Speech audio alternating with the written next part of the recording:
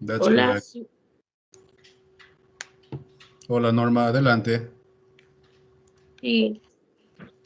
Bueno, estoy acá en la reunión para, pues, lamentablemente, pues estamos sufriendo mucho acá en Serranos con I'm los here. aires. I'm ah, here in a meeting ah, because we're suffering a lot here in Serranos over the air,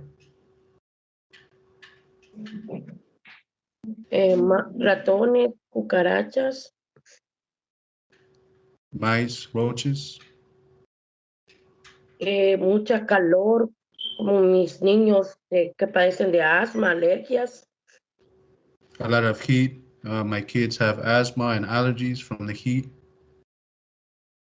Ah, todo mi apartamento, el piso está dañado. Todo eso me les hace daño a mis hijos. All of my apartment floor is damaged. All of that is causing harm to my children. El baño, The bathroom. y pues desde el año pasado pues no me arreglan nada And since last year, they don't fix anything. y estoy muy preocupada pues por la salud de mis hijos. And I'm very worried for the health of my children. Pues como pueden ver los cambios de clima, el día están bien, días malos, el polen está muy fuerte. Mi Yes. hijo mayor no, oh, sorry. Está bien. Sigue adelante. Mi hijo mayor pues me lo van a operar el miércoles de su garganta, nariz y oído por los problemas pues que él es alérgico y lamentablemente pues estoy muy preocupada a cómo aquí los ratones y cucarachas abundan en abundancia, fumigan y en vez de desaparecer como que aparecen más esos animales. Uh, the climate outside is very hot and the pollen is affecting us. And my son will now have surgery this coming week on Tuesday about his nose, ears, and throat. I'm very worried about the abundance of mice and roaches. It seems like they come treat them, and it seems like they multiply.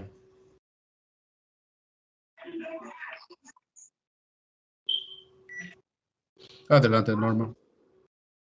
Sí, y esta semana atrás, mis hijos han sufrido de mucha calor.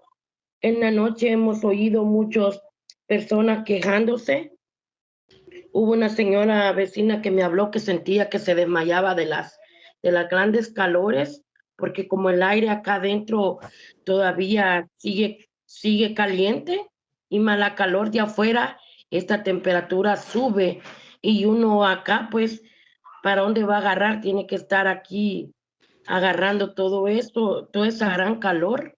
Y es muy desesperante. Mi hijo hasta tiene actitud agresiva en su escuela porque no duerme bien en la noche. Tengo que sacarlo al carro para que él sienta un poco de tranquilidad. I've heard the heat because of the heat that's outside, complaining from other residents in the building because they're complaining about the heat. I hear the noise. Some ladies complaining about fainting from the heat, and the temps have soared here. There's also a desperation here among residents because we still have the heat on here.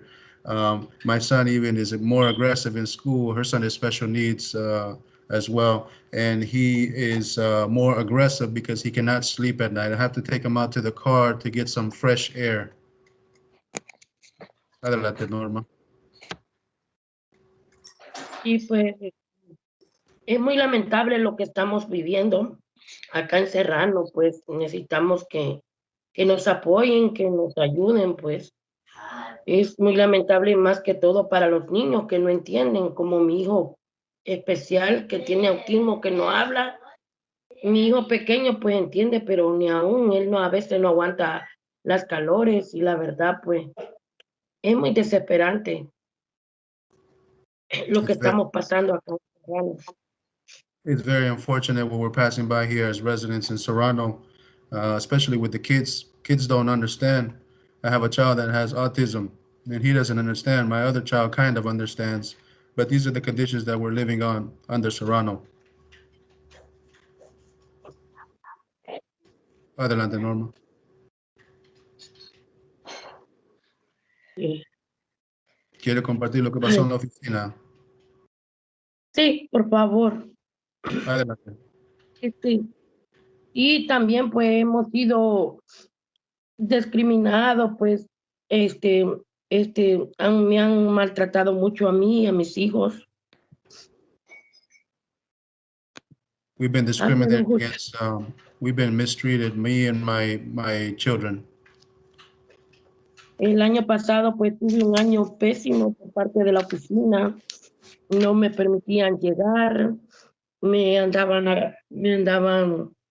andaban buscando siempre algo para inculparme y pues me he sentido pues mal por parte de la oficina, de parte de los empleados.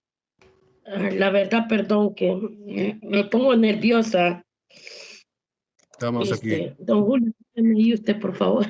Ay, ¿Cómo no? sí. ¿Cómo no? Miss Norma is feeling a little bit nervous. I know a little bit about what happened with the office staff. I will briefly say it. Last year, she had a horrible year on top of the pandemic. Office staff was mistreating her. This was the office staff that was in there last year, mistreating her and making fun of her autistic child when he would arrive. They were also blaming her for various situations when she came to the office to seek help.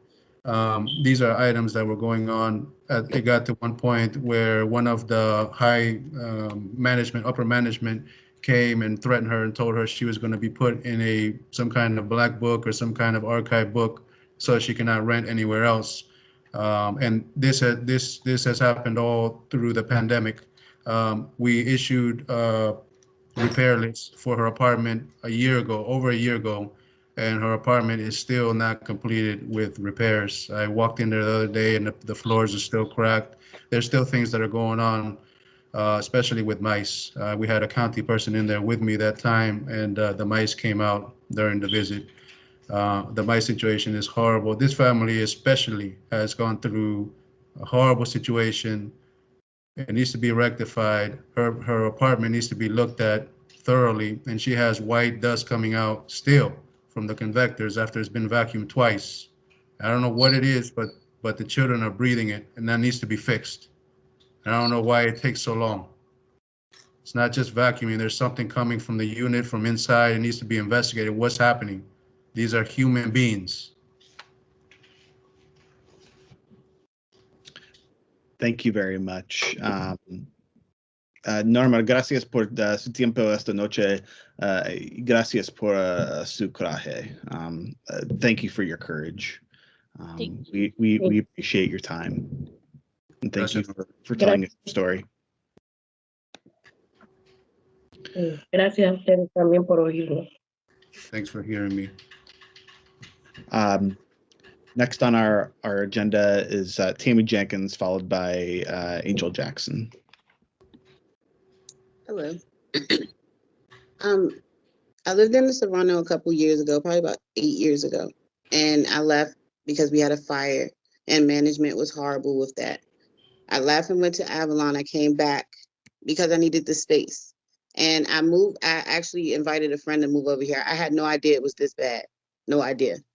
I've had 3 episodes of having 5 mice on my traps in 24 hours. I've eaten out for the last month, feeding a family of 3 because I'm scared to go in my kitchen, 3 meals a day. My freezer's full of food. Maintenance just brought me an ice maker today. I've been asking about this ice maker since I moved in to this unrenovated apartment. They didn't turn it over. I've been complaining about everything in this apartment since I moved in. I moved in November. I seen mouse droppings on my dish drain, which made me start to be a little observant. It went downhill after that. My kids don't go in the kitchen. They're scared to walk around their room. The kitchen is the main part, but they were all over. They came in and found a hole this big in my convector, which means the mice were coming in and out of my room. They were in and out of my kids' room. I just threw away everything in my pantry because the mice had eaten everything in my pantry that was soft. Only thing they did not touch was the canned food. I have my food in a tote now. I have a whole pantry that's empty because I have my food in a tote. I should not have my food in a tote. I should not be scared to go in my kitchen. I should not have spent thousands of dollars on food, on takeout for a whole month. That's unacceptable. This is a health hazard. This building needs to be condemned and they need to start over. This is unacceptable. Unacceptable. There's no reason anybody should live under these conditions. Even if it was free to live here, this is unacceptable. As far as management getting back to people, they don't. They don't. I get the success that I get because I'm voiced. I go and get my point across. They know when they see my face, I'm not happy. Management, I've been going to them since November about a search and seal. Can you please come and seal these holes? I asked them before I moved in to seal the holes. I never even seen my apartment until I moved in. And when I moved in, it was not done. Management is horrible. I don't know how to pronounce their name, but the new management, they are taking over and they are trying their best. But at this point, the building needs to be condemned and started over. There's no reason anybody should live like this at all. And you should be ashamed as AHC and people of the community to let this happen to people with 700 apartments. There's no reason. 700 apartments, you got the message. You got it years ago. There's no reason. You would never live like this. You wouldn't allow your family to live like this. Come live here for a month and see if you stay. That's what you do. Thank you, Ms. Jenkins. I appreciate your comments. Next speaker, our last speaker is Jill Jackson. Hi, good evening, everyone. I just want to say thank you to Tammy because everything that she just explained, I was sitting here and I have my 17-year-old daughter listening in, and she's like, "That's us, Mom," and I'm like, I had a whole thing to write out or to say, but listening to Tammy and then hearing my daughter in the background, like, she's going through this, like, I feel like I just really want to be able to speak from the heart and explain that these conditions, they're atrocious. They are atrocious. I am a resident of Savannah for 6 years. What we experience on a day-to-day basis, and let's say, most people say, oh, when it comes to you work hard, you work hard and you benefit from that. That's not always true. I am a single parent. I work 2 jobs. I have went from $9.10 an hour to a salary that I never thought I would make. And I worked hard for that. I went to school, I did what I had to do. And yet, I'm still exposed to these things. I'm still unable to afford affordable housing. And then when it comes to my children, this is the part of it that bothers me the most is when it comes to my children. I teach my children to take pride in where they live at. Take pride in your community. You see something, you say something. You see something on the ground, you pick it up, you throw it. You take pride in where you live at. And it's a slap in the face when you teach your kids to take pride in where you live at, and the people who are supposed to be, taking pride in what the ownership of it do not. So if I'm teaching my kids, this is where you live at, you respect it, you take pride in, and yet they get up the next day and their book bags are eaten through because they miss and left after school snack in their backpack, or they get up and they go to pick up a paper plate to make a food, and there's mice droppings on a paper plate that they eat off of, or I have, or I begged at one point to have a shower rod fixed, and even after it fell on my 6-year-old, he was 6 at the time, he's now 9, head while he was taking a shower. They still did not come and fix the shower rod until I had an inspection. And they fixed it on the day of inspection, not even when it bust my son in his head. So I know I have 12 seconds left, and I just wanted to really be able to say, Sabrina, on April 5th, you sent the email out saying that, 50 units would be fixed, and I was a part of that, and they have yet to come to my unit. So what it is that you said is untrue, but thank you. Thank you. And I'm taking notes, so we're going to circle back on several of these issues. Joel, are there any other speakers that signed up? No, that was the end of the list. Okay, so here's what we're going to do. I'm going to, did staff have any kind of, I don't want to say presentation, but think is the most important question I'll start off with, and it's for you and or staff. And it's the most fundamental. We had several folks attest tonight that there's white dust, that there are ventilation issues. We had several folks talk about having to take children out to their cars. Miss Norma Toro, I'm mispronouncing her name, with white dust. I'm sure Miss Jenkins and or Miss Jackson would probably say something similar. The air quality, the current air quality is a massive concern. I'm concerned this is not a safe property for the current residents to be living in right now.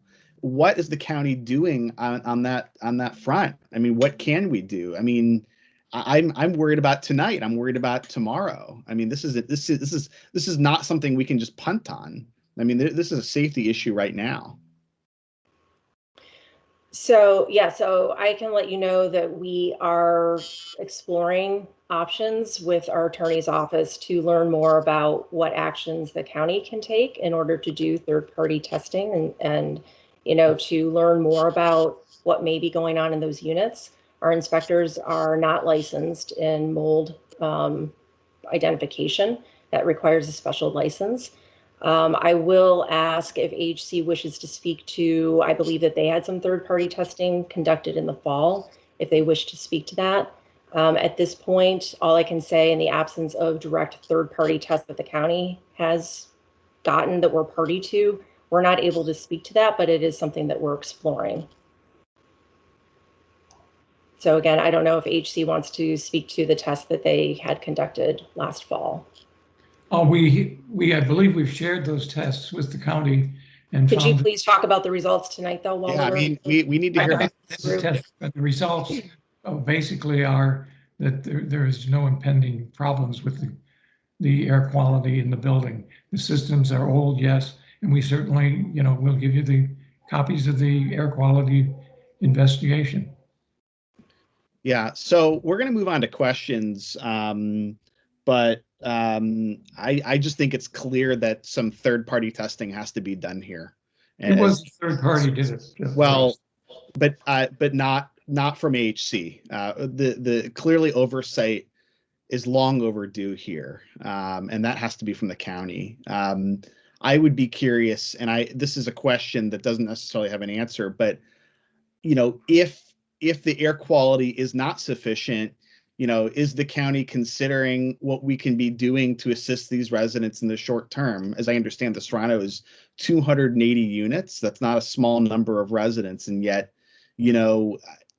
I'm concerned it's not safe, as it currently is. So maybe staff has an answer, maybe not, but that's something I think the county should also be looking at, is what are the next steps if the air quality is not considered safe. If the county were to do third-party testing, and if at any point, either through those tests or through other assessments, deemed units to be unsafe, uninhabitable, there are steps that the county can take. I know we do have some of our DHS staff on the line tonight as well. I don't know if they can speak to some of the emergency housing that we can make available in a situation like this. And if not, we can get back to the commission on that as well. That's something that would be handled outside of our division.